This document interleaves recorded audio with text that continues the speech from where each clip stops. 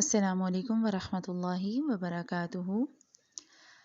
الحمد للہ نحمده ونستعینه ونستغفره ونؤمن به ونتوکل علیہ ونعوذ باللہ من شرور انفسنا ومن سیئات اعمالنا من يهده الله فلا مضل له ومن يضلله فلا هادي له واشهد ان لا اله الا الله وحده لا شريك له وأشهد أن محمدا عبده ورسوله ثم أما بعد فإن أصدق الحديث كتاب الله وأحسن الهدي هدي محمد صلى الله عليه وسلم وشر الأمور محدثاتها وكل محدثة بدعة وكل بدعة ضلالة وكل ضلالة في النار۔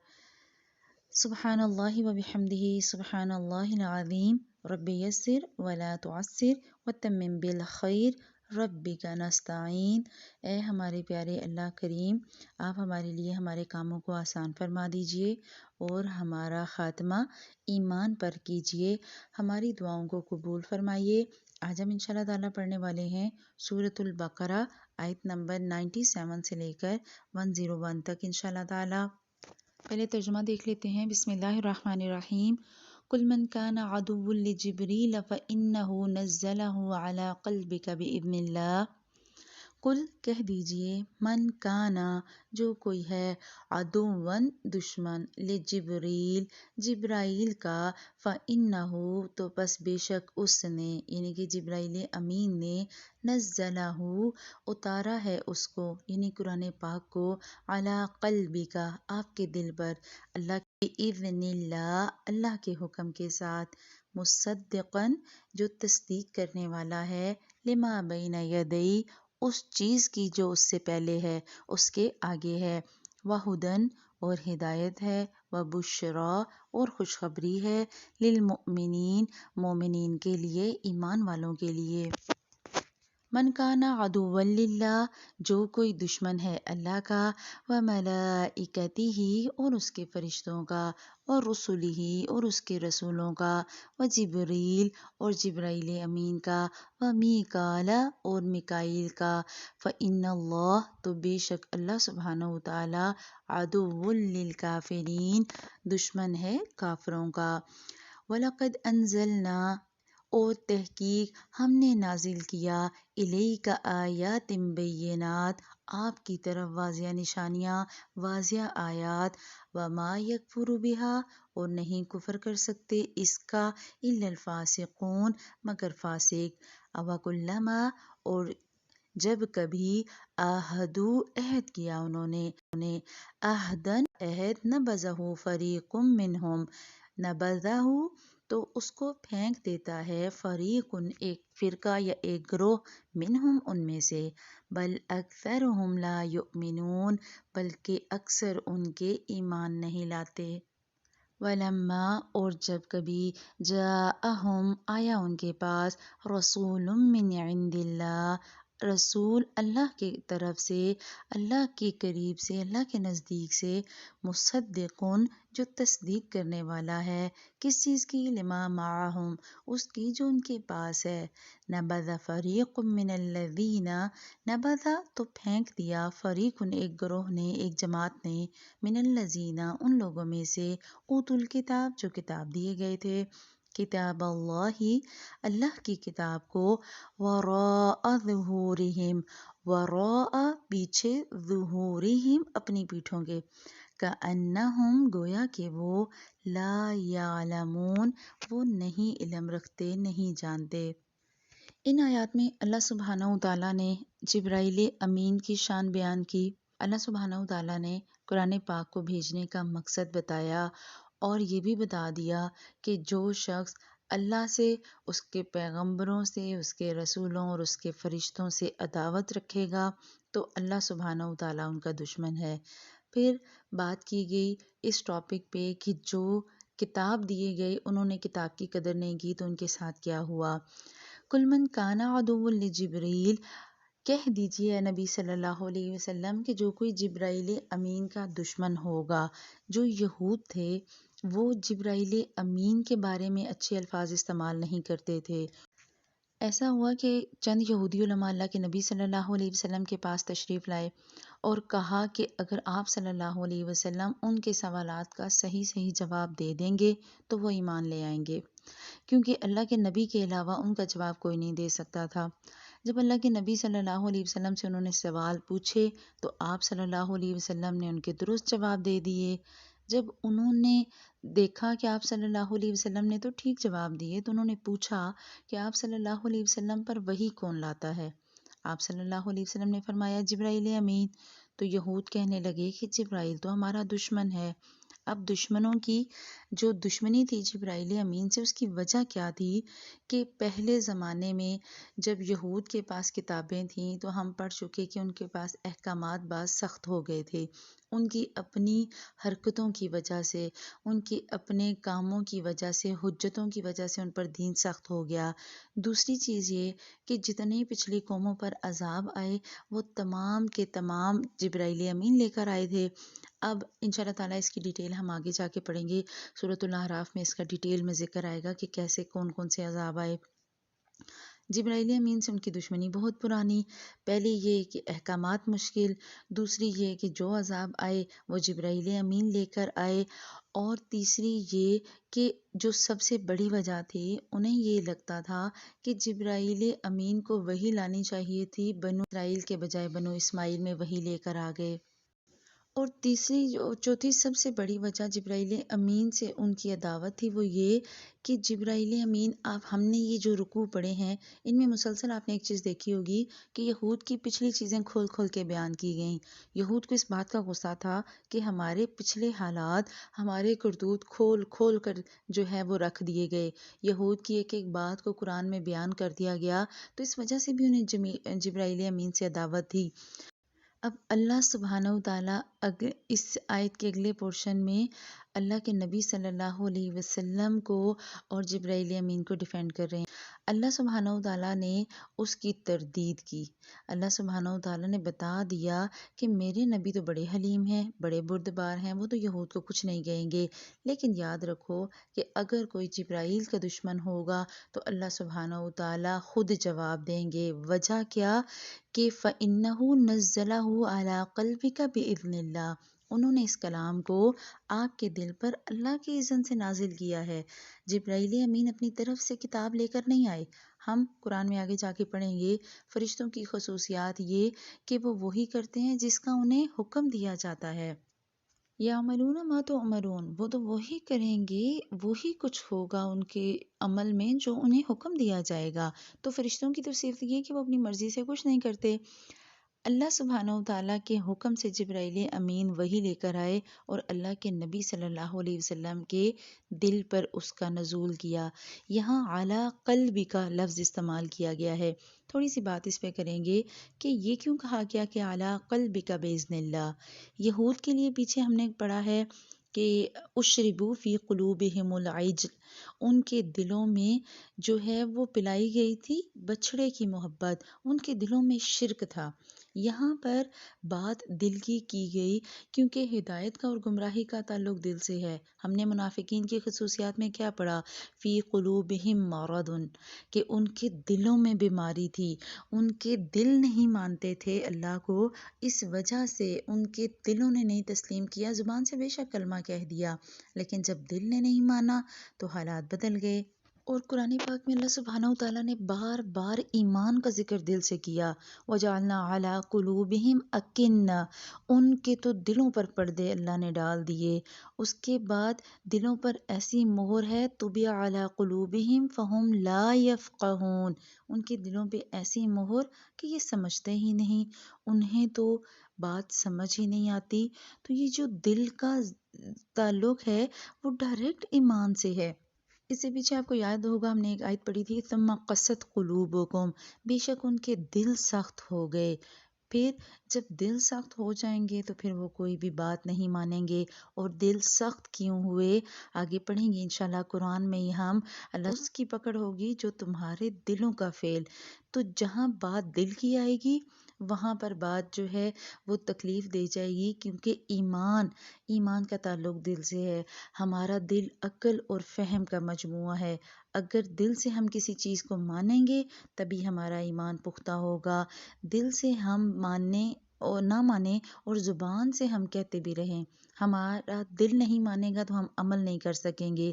اور یہ ہم نے منافق کی علامات میں دیکھ لیا کہ منافق کیا کرتے ہیں. منافق جو ہے وہ زبان سے تو مانتے ہیں لیکن وہ دل سے نہیں مانتے.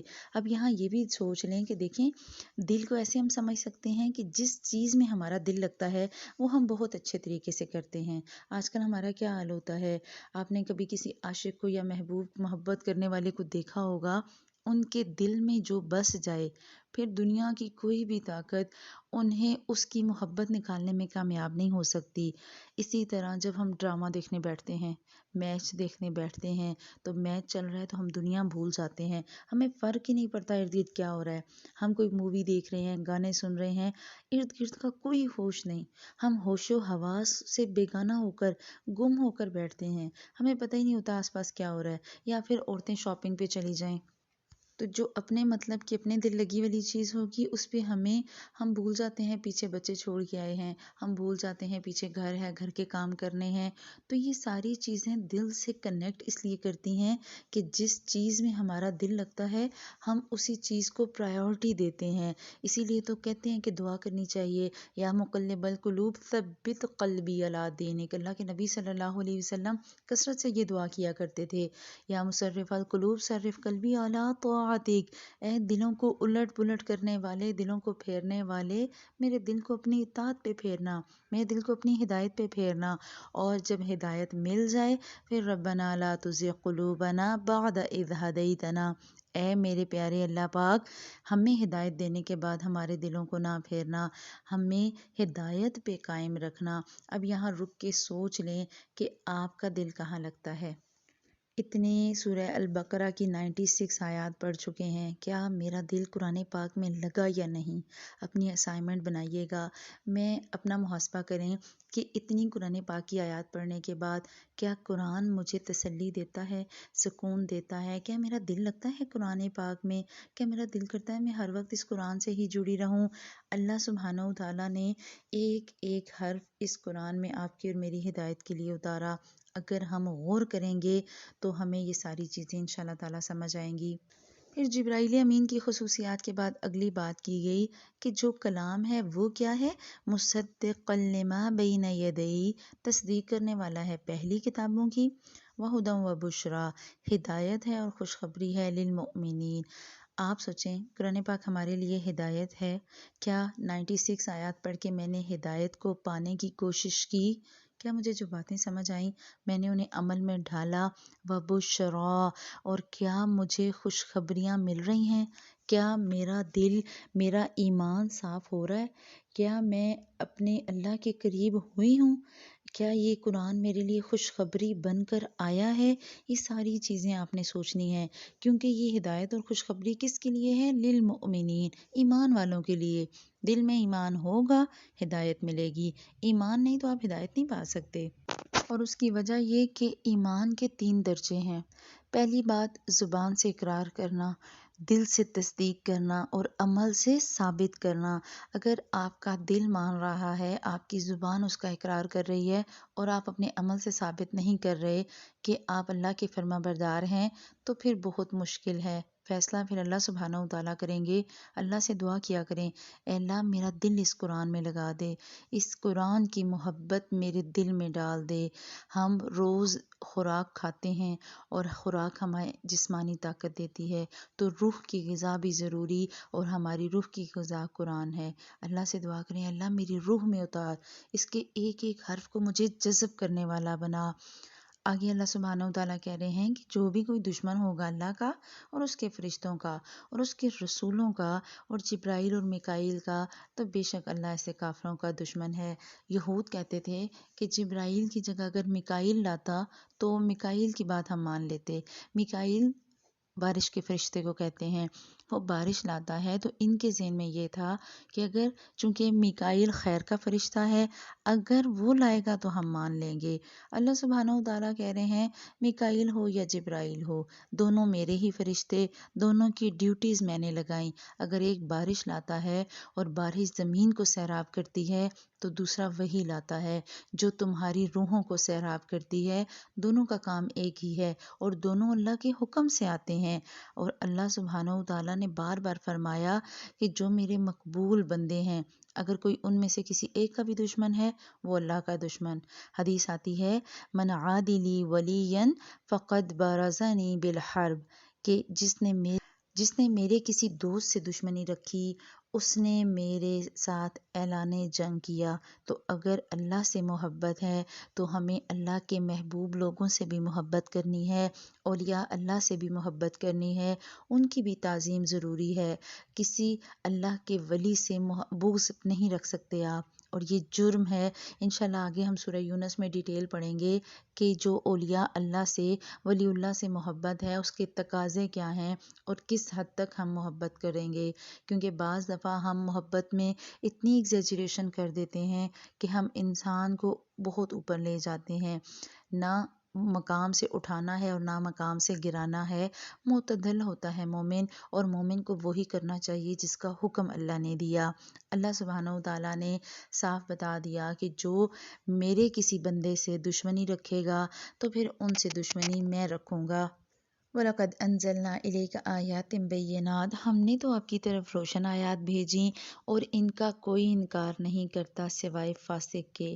ہم ڈیٹیل میں فاسق پہ پچھلی آیات پہ بات کر چکے ہیں کہ فاسق منافق سے زیادہ خطرناک ہے۔ کسی معاشرے کا ناسور ہوتے ہیں فاسق، کیونکہ وہ غلطی بھی سر عام کرتے ہیں اور پھر غلطی کا ڈنڈورا بھی پیٹتے ہیں۔ نہ انہیں اپنی غلطی پہ شرمندگی ہوتی ہے اور نہ انہیں اپنی غلطی بری لگتی ہے، غلطی کو غلطی نہیں سمجھتے۔ جیسے ہمارے ہاں اگر ایک بندہ پردہ نہیں کرتا اور ریزن کیا دیتے ہیں، جی پردہ آنکھوں کا ہوتا ہے، تو یہ غلطی کو غلطی کرنے کے بعد آپ اس کو جب ایکسپلور کر رہے ہیں اپنی لاجک کے ساتھ تو آپ زیادہ غلط کر رہے ہیں۔ وہ فاسق کی کیٹیگری میں آئے گا کہ آپ نے غلطی کی اور پھر اس کی تشہیر بھی کر دی، اور جب تک آپ اپنے گناہوں کو خود چھپا کے رکھیں گے تو اللہ بھی پردے ڈالنے والا ہے۔ آگے آ رہا ہے اللہ سبحانہ و تعالیٰ کہہ رہے ہیں کہ واضح نشانیاں دیکھ کر بھی انہوں نے فسق کیا، انہیں پتہ چل گیا کہ جو وحی آئی، جو سوالات کے جواب ملے وہ ٹھیک تھے، پھر بھی انہوں نے نہیں مانا۔ أَوَكُلَّمَا عَاهَدُوا عَهْدًا نَبَذَهُ فَرِيقٌ مِّنْهُمْ، جب بھی کبھی یہ عہد کرتے تو ان کی ایک نہ ایک جماعت عہد کو توڑ دیتی۔ جب اللہ کے نبی صلی اللہ علیہ وسلم مدینہ تشریف آئے، میثاق مدینہ ہوا، اس میں یہ بات واضح کہی گئی تھی کہ جب مسلمانوں کے ساتھ اگر کوئی جنگ کرے گا باہر سے تو یہود ان کا ساتھ دیں گے، یعنی کہ مسلمانوں کا یہ عہد ہوا تھا، لیکن ان کی ایک جماعت نے عہد کو توڑ دیا۔ اللہ کہہ رہا ہے بل اکثرهم لا یؤمنون، ان میں سے تو ایسے ہیں اکثر جو ایمان ہی نہیں لاتے۔ حالانکہ ولما جاءهم رسول من عند اللہ، جب بھی ان کے پاس کوئی رسول اللہ کی کتاب کی تصدیق کرنے والا آیا تو ان کے ایک گروہ نے، ایک فرقے نے اس کتاب کو پیچھے ڈال دیا۔ کون سی کتاب کو؟ کتاب اللہ، اللہ کی کتاب کو۔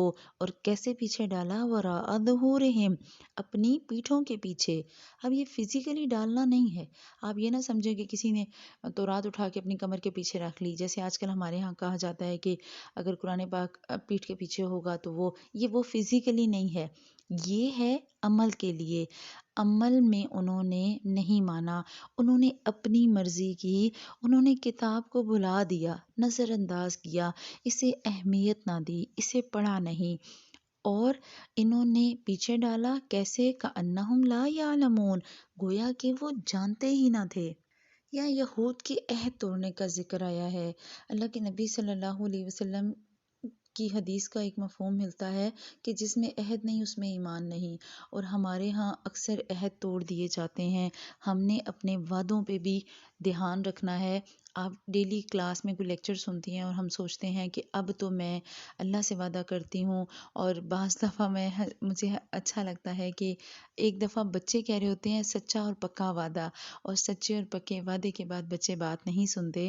ہمارا بھی یہی حال، ہم رمضان میں اللہ سے رو رو کے گناہوں کی معافیاں مانگتے ہیں، روزانہ وعدے کرتے ہیں رمضان میں، اے اللہ اب پورا سال تیرے قرآن سے جڑی رہوں گی، اے اللہ پورا سال نمازیں نہیں چھوڑوں گی، لیکن ذرا سا زمانے کی ہوا لگتی ہمارے وعدے ٹوٹ جاتے ہیں، ہم اپنے عہد کو پختہ نہیں رکھتے۔ ہمارے عہد تو ہم کرتے ہیں لیکن ہم انہیں پورا نہیں کر سکتے، تو ہم نے وعدوں کو پورا کرنا ہے، کیونکہ اگر ہم وعدے توڑتے رہیں گے اور گناہ کرتے رہیں گے تو ہم اللہ سے دور ہو جائیں گے۔ اللہ سبحانہ و تعالیٰ بار بار کفر کا لفظ یہاں استعمال کر رہے ہیں، وَمَا يَكْفُرُ بِهَا إِلَّا الْفَاسِقُونَ، تو اللہ تعالیٰ کفر کا لفظ اس لیے بیان کر رہے ہیں کہ جو اللہ سے دور ہوگا، اللہ کو نہیں مانے گا، دل سے مانے گا، زبان سے اقرار کرے گا لیکن اس کا عمل ساتھ نہیں دے گا، تو اگر عمل ساتھ نہیں دے گا تو پھر وہ جو زبان سے اقرار ہے وہ بھی کم ہو جائے گا اور پھر دل بھی مدھم ہو جائے گا۔ جب انسان کوئی گناہ کرتا ہے تو حدیث کا مفہوم آتا ہے اس کے دل پہ ایک سیاہ دھبا لگ جاتا ہے، اور جیسے جیسے وہ گناہ کرتا رہتا ہے وہ دھبا بڑھتا رہتا ہے۔ اگر کوئی بندہ معافی مانگ لیتا ہے تو وہ دھبا صاف ہو جاتا ہے، لیکن اگر کوئی مسلسل گناہوں میں رہے تو وہ سیاہی اس کے سارے دل کو سیاہ کر دیتی ہے۔ تو آپ نے اور میں نے دل کی سیاہی سے بچنا ہے، ہمیں دل سے اس کو ماننا ہے، اور یہ ہائی لائٹ کریے گا 101 آیت کا لاسٹ پورشن، کتاب اللہ وراء ظہورہم کأنہم لا یعلمون، انہوں نے ایسے کتاب کو اپنے پیچھے چھوڑا، ایسے اپنے پیچھے ڈالا جیسے پیٹھ کے پیچھے ڈالنا ہوتا ہے، گویا کہ وہ علم ہی نہیں رکھتے۔ یہاں رک کے آج کی آپ نے اپنی اسائنمنٹ میں یہ کوشچن لکھنا ہے کہ میرا اس کتاب اللہ کے ساتھ تعلق کیسا ہے، میں اس کتاب کے ساتھ کیسے چل رہی ہوں، کہیں میں نے تو اس کتاب کو اپنے پیچھے نہیں ڈال دیا۔ ہم کیا کرتے ہیں، اس کتاب کو کب استعمال کرتے ہیں، نیا گھر بنتا ہے ختم کروا لیں، کوئی فوت ہو گیا ختم کروا لیں، کوئی مر گیا ختم کروا لیں، اس کے علاوہ ہمیں یہ کتاب یاد نہیں آتی۔ کیا میں اس قرآن کو ڈیلی روٹین میں لے کے چل رہی ہوں، کہیں میں نے اس کو پیچھے تو نہیں ڈال دیا؟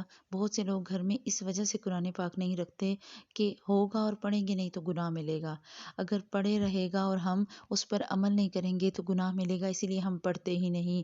آپ نے بہت مشہور ایک نظم ہے قرآن کی فریاد، سنی ہوگی شاید، اور اس کے الفاظ اگر آپ دیکھیں تو ایک ایک لفظ اس ایک آیت کی ڈیٹیل بیان کرنے کے لیے کافی ہے۔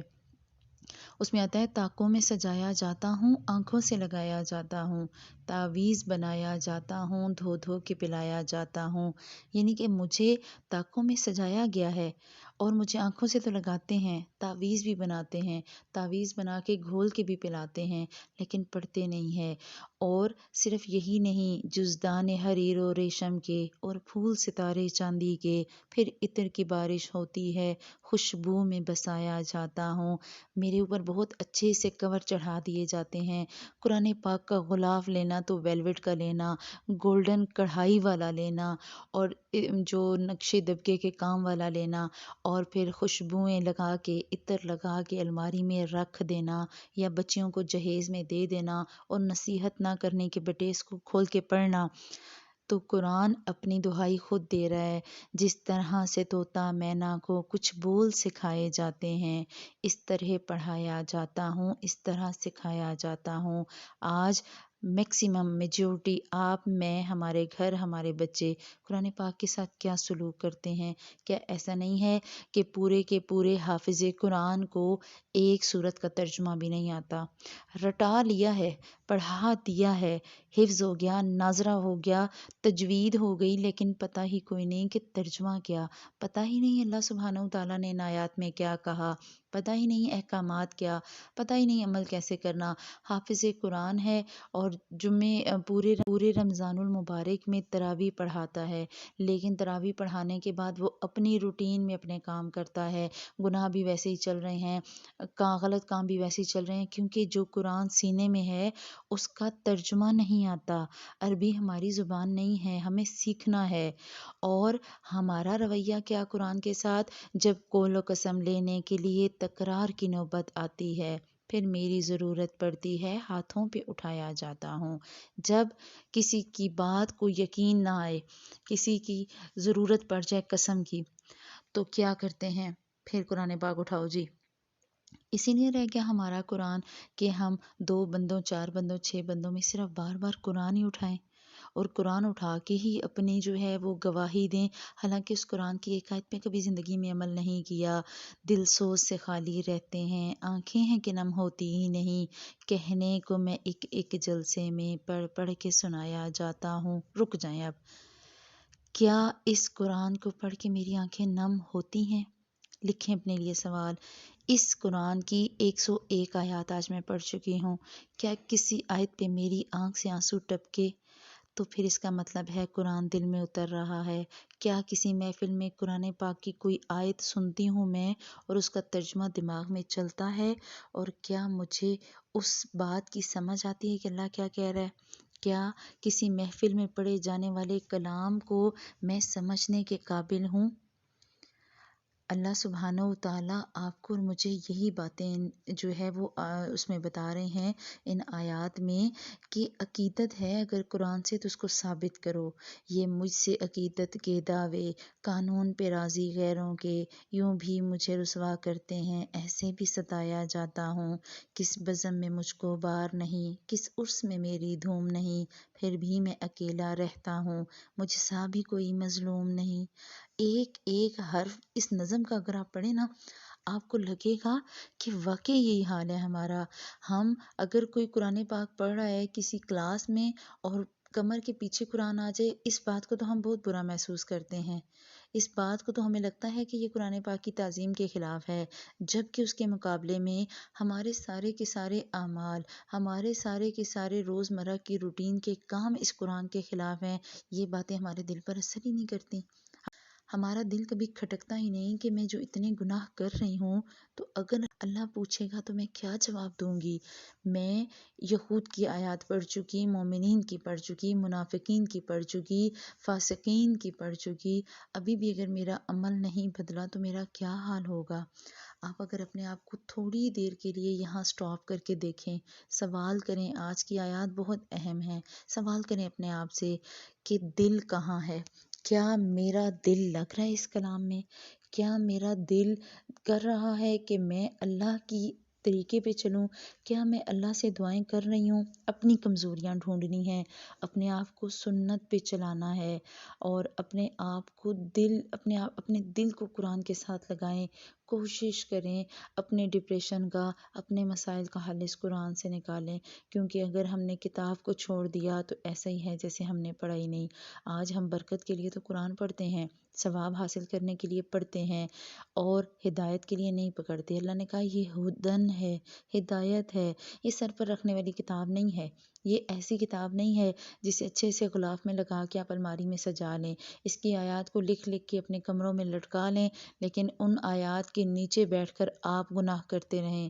آپ نے اپنے کاروبار کے باہر تو لکھ کے لگا لیا کہ ملاوٹ کرنے والا ہم میں سے نہیں، لیکن ملاوٹ آپ ویسے ہی کرتے ہیں۔ آپ نے اپنے کلینک کے باہر لکھ لیا وَإِذَا مَرِضْتُ فَهُوَ يَشْفِينِ، لیکن آپ اپنے مریضوں کو ایسی دوائیاں اور ایسے ان کے علاج کرتے ہیں کہ صرف اپنی جیبیں بھرتے ہیں، پھر آپ ایمان کے ساتھ نہیں ہیں۔ ہر بندہ اپنا محاسبہ کرے، ہم نے اپنے آپ کو ٹٹولنا ہے۔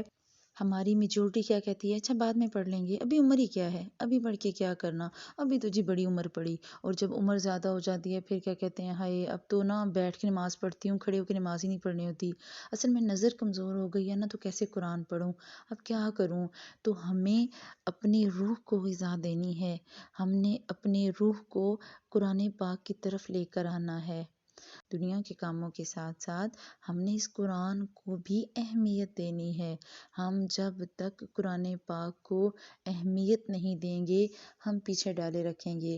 ہم کسی پارٹی میک اپ کے لیے جب میک اپ کروانے جاتے ہیں تو گھنٹہ میک اپ پہ لگاتے ہیں نا، اور قرآن پاک پڑھنے کے لیے ایک صفحہ، ایک رکوع ہمیں مشکل لگتا ہے، اسی طرح کیا ہوتا ہے کہ ہم اللہ کے نبی صلی اللہ علیہ وسلم کی ایک حدیث کا مفہوم آتا ہے کہ ایک وقت ایسا آئے گا کہ جب اسلام صرف نام کا رہ جائے گا اور قرآن صرف رسم تلاوت، اور آج وہی حال ہے۔ رسم تلاوت کے لیے تو قرآن پاک ہے، ہم اس بات سے تو ڈرتے ہیں کہ قرآن کی بے حرمتی نہ ہو، لیکن ہم یہ نہیں دیکھتے کہ ہم قرآن پاک کے ساتھ ویسی محبت بھی نہیں کرتے جیسی محبت کرنے کا حق ہے۔ اللہ سبحانہ و تعالیٰ آپ کے اور میرے دل میں قرآن کی محبت ڈالے، اور ایسی محبت ڈالے کہ ہم عمل پہ مجبور ہو جائیں۔ اللہ سبحانہ و تعالیٰ سے دعا کریں کہ اگر دل بدل گیا ہے، پہلے تو دعا کریں کہ اللہ میرے دل کو بدل، میرے دل کو قرآن پاک پہ لیا، اور اگر دل بدل گیا ہے تو اے اللہ ربنا لا تزغ قلوبنا بعد اذ ہدیتنا وہب لنا من لدنک رحمہ، اے اللہ تو ہمیں اپنے پاس سے رحمت دے، اپنی رحمت کے ذریعے ہمیں اس قرآن سے جوڑے رکھ، اور اللہ سبحانہ و تعالیٰ ہمیں باعمل مومن بنائے، ہماری زبان اور ہمارے الفاظ کو ہماری روح کی گہرائیوں میں اتارے، ہمارے عمل میں ڈالے، ہمیں چلتا پھرتا مومن بنائے۔ سبحانک اللہم و بحمدک نشہد ان لا الہ الا انت نستغفرک و نتوب الیک۔ السلام علیکم و رحمۃ اللہ وبرکاتہ۔